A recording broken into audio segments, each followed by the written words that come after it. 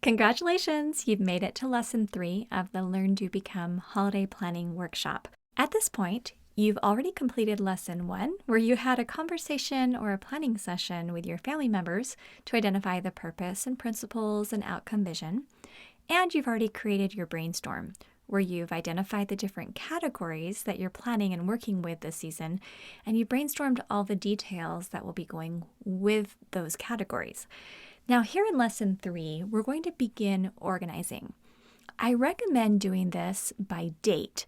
So we want to know what we need to do right now, what we need to do in a couple of weeks, what we need to do after that. And depending on when you're going through this exercise, your timeline will be a little bit different than mine. But I'll just share how I went through this process, and then you can adapt this to your needs. So if you want to do this with paper, that's how I'm going to describe this current process. Then in the next lesson, we'll share how you could do this in a digital format.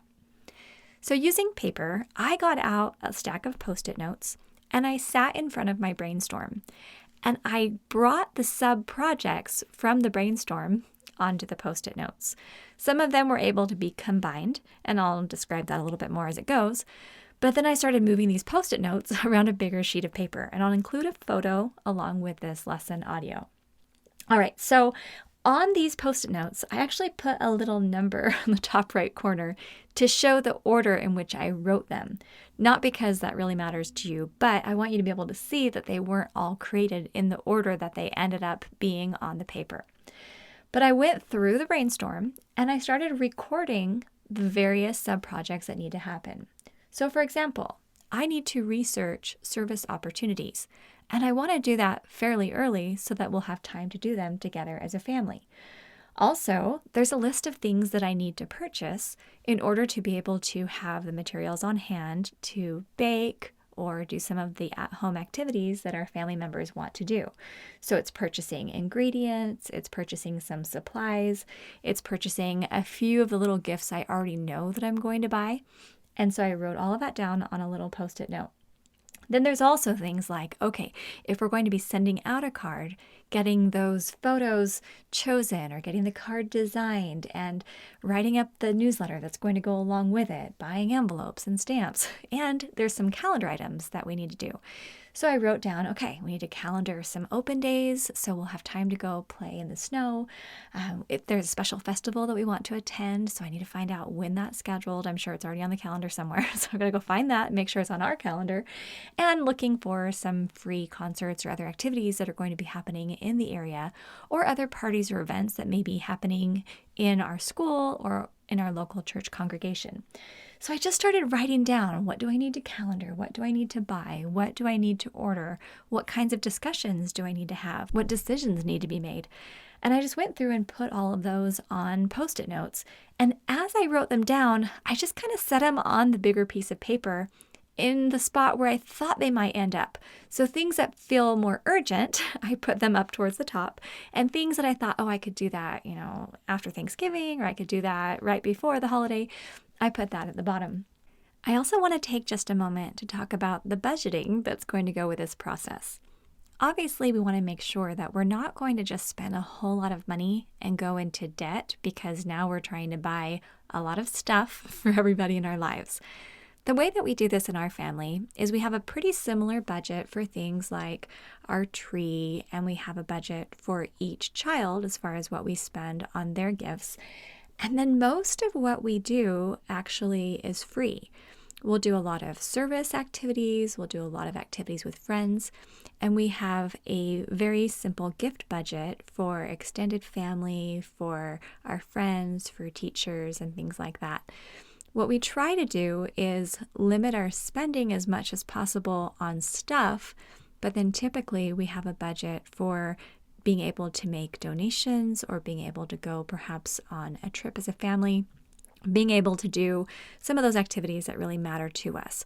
We always make sure that we have enough money in cash that we've set aside available for this season so that when we're buying stamps for the cards or when we're buying all these supplies for the things that we're baking, we're not feeling stressed in the process.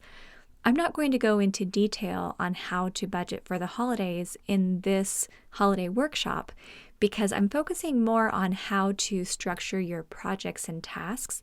And there are other people who specialize in budgets and are much better at that than I am.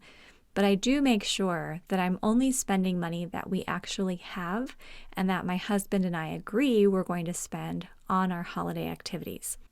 I also want to add that there have been many times over the past 20 years since Eric and I got married where we really limited the things that we were doing as far as travel or gifts we were purchasing or even the number of cards that we mailed because we wanted to protect our budget.